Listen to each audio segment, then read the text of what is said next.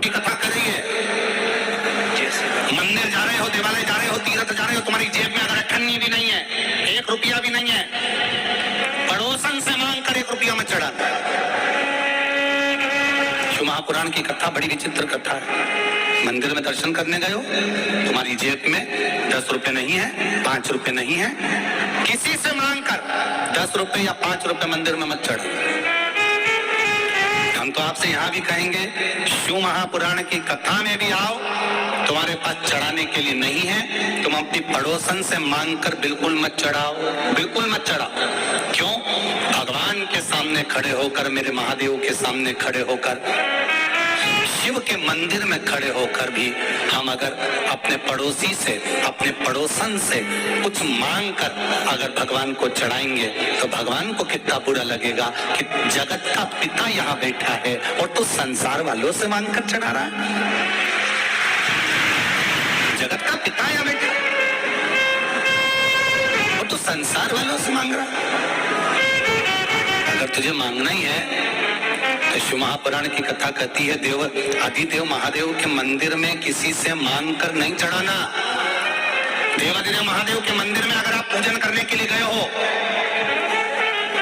भगवान शिव के मंदिर में अगर पूजन करने गए हो, तुम्हारी थाली में अगर कोई सामग्री कम भी है चलेगी, पर पड़ोसन की थाली में से उठाकर मत चढ़ाना। शंकर जी कहते हैं, फूल नहीं है मुझसे ले लो, बेलपत्र नहीं है मुझसे ले लो, धतूरा नहीं है मुझसे ले लो। शंकर जी कहते हैं, मेरे ऊपर चढ़ी हुई सामग्री तुम वापस धोकर मुझे चढ़ा दो, पर किसी से मांग कर मत चढ़ाना, क्योंकि मैं दूंगा तो ज्यादा।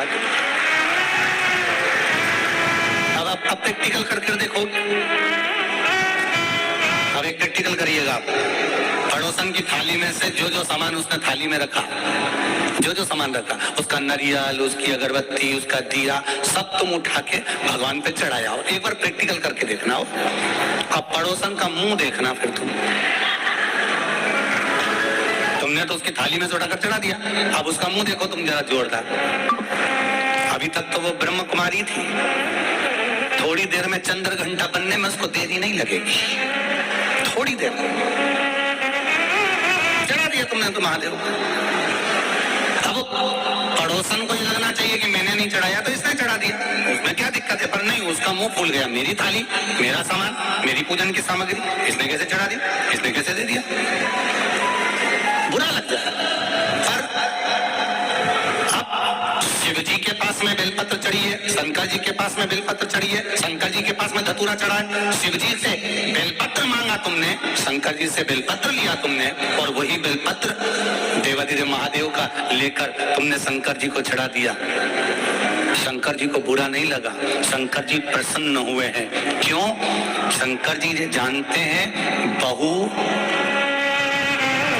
सास से कुछ मांगे तो अच्छी लगती है, बहू पड़ोसन से कुछ मांगे तो अच्छी लगती है क्या? अरे बोलो तो री बेटमा की जीजिए, तुम्हारे घर की बहू, तुम्हारे घर की बहू, तुम्हारे यहाँ कोई मिलने आया अड़ोसन पड़ोसन, उससे कहते हैं, मम्मी तुम, काकी जी हमको ला दोगी क्या, काकी जी हमारे यहाँ तुम अचार ला दोगी क्या, काकी जी तुम ये सामान ला दोगी क्या, तो सास को बुरा नहीं लगेगा? सास का नाम लिया तो लाइट भी आई गई।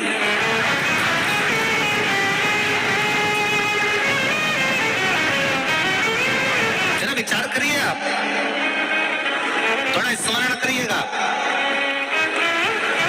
घर की बहू, घर के बच्चे, घर के बेटा बेटी अपने घर के लोगों से मांगेंगे, माता पिता से, सास ससुर से, वृद्ध से, बुजुर्ग से मांगे, अच्छा लगेगा। पर वही पड़ोसी से मांग रहे हैं, दूसरे से मांग रहे हैं, अच्छा नहीं लगेगा। अगर दूसरे से मांग रहे हैं तो श्रेष्ठ नहीं लगेगा। मेरा महादेव भी ऐसा ही है, मेरा देवादिदेव महादेव भी यही कह रहा है, मांगना है मुझसे मांगो, मुझसे। दूसरे देंगे तो तेरा पेट नहीं भराएगा, दूसरा अगर देगा तो तेरा पेट नहीं भराएगा। देवादिदेव महादेव कहते हैं अगर गोरापति शिव शंकर औघड़ी अगर देगा तो आधा चावल के दाने से जब वो संसार का पेट भर सकता है, त्रिशूल को मात्र हिलाने से पूरे ब्रह्मांड को हिला सकता है, तो शिव की कथा कर रही है केवल उसकी दृष्टि पड़ते से ही तेरे पूरे कुटुंब का पेट भरा सकता है।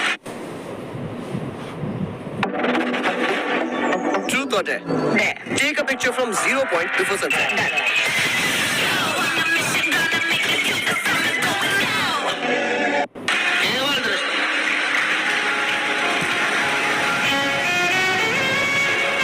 भोलेनाथ दया करना मेरे भरोसे, मेरे बाबा दया करना मेरे भरोसे ना। शिव महापुराण की कथा कहती है कष्ट है शरीर में, रोग है शरीर में, ताप है शरीर में। इस ताप को, रोग को, कष्ट को कोई दूसरा नहीं झेलेगा, झेलना आपको पड़ेगा।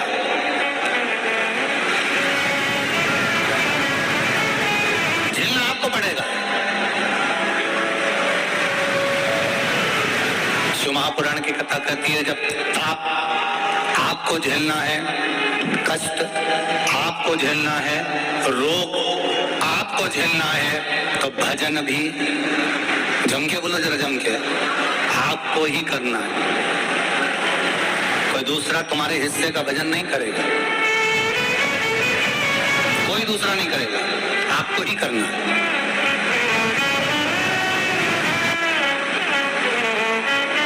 चले ब्राह्मण शिव महापुराण की कथा मंदिर के अंदर बैठकर कर रहे थे, चिल्ला पड़े हर हर महादेव। जैसे ही बोले हर हर महादेव, देवराज को क्रोध आ गया। देवराज को लगा मेरे तो शरीर में ताप पड़ रहा है, बुखार आ रहा है, शरीर में कष्ट हो रहा है और रोग हो रहा है, बीमारी हो रही है, और ये पंडित जी को पड़ा हर हर महादेव बोलने का। थोड़ी देर पंडित जी ने कथा सुनाई, फिर बोल दिए हर महादेव, फिर बोले, फिर लगाए। बड़ा विचित्र ब्राह्मण है, थोड़ी थोड़ी देर में चिल्ला रहा है हर हर महादेव, हर हर महादेव, हर हर महादेव। आ गया गुस्सा, चोरी का सामान उठाया, चल दिया वापिस। सीधे चोरी के सामान को उठाकर जो मंदिर से बाहर निकला, उसको नहीं मालूम था कि ये बेलपत्री का वृक्ष है। उस वृक्ष के नीचे बैठ गए, बेलपत्र के वृक्ष के नीचे बैठा। स्मरण उसकी चित्तवृत्ति में नहीं आ रहा है कि ये मैं कहां बैठा हूं, उसके तो शरीर में ताप पड़ा हुआ है, चोरी के धन को छुपाया हुआ है, और लेकर बेलपत्री के वृक्ष के नीचे जाकर बैठ गया। अब बेलपत्री का वृक्ष कोई साधारण सा अगर वृक्ष हो तो चल जाए, मेरे शिव जी की प्रियता है बेलपत्र, शंकर भगवान की प्रियता बेलपत्र। पहले भी कथा में कहा, फिर कहते हैं, जिस व्यक्ति के जीवन में धन, संपदा, वैभव, सत्ता, लक्ष्मी की थोड़ी भी कमी दिखती हो, उसको बेलपत्री के वृक्ष का पूजन चालू कर देना चाहिए।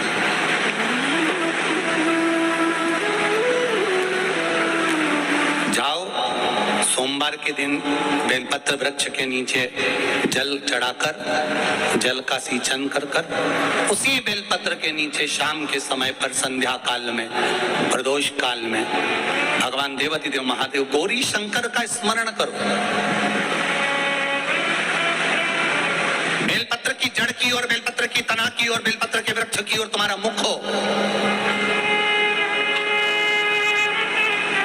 कोई आसन नहीं, कोई आसन नहीं, केवल बेलपत्र के वृक्ष की की ओर तुम्हारा मुख हो, जहां बेलपत्री का वृक्ष है उसके नीचे बैठकर, उसकी छाया में, उसकी ओट में पंचाक्षर मंत्र नमः शिवाय या फिर षडाक्षर मंत्र ओम नमः शिवाय या फिर श्री शिवाय नमस्तुभ्यम का स्मरण कर कर अपने हृदय की बात गौरी शंकर से, महादेव से कहे। जो महापुराण की कथा कहती है 7 दिनों में एक दिन सोमवार का ऐसा होता है जिस दिन 33 कोटि देवी देवता बेलपत्री के वृक्ष के नीचे बैठकर भगवान शंकर और पार्वती का स्मरण करते हैं और शिव पार्वती उनकी झोलियां खुशियों से भरते हैं। देवता भी जिनका भजन कर रहे हैं वो बेलपत्री के वृक्ष के नीचे। Low risk equals low returns? Not always. Trading. Lakshmi, माँ लक्ष्मी के बेलपत्र के वृक्ष के नीचे निरंतर विराजमान होती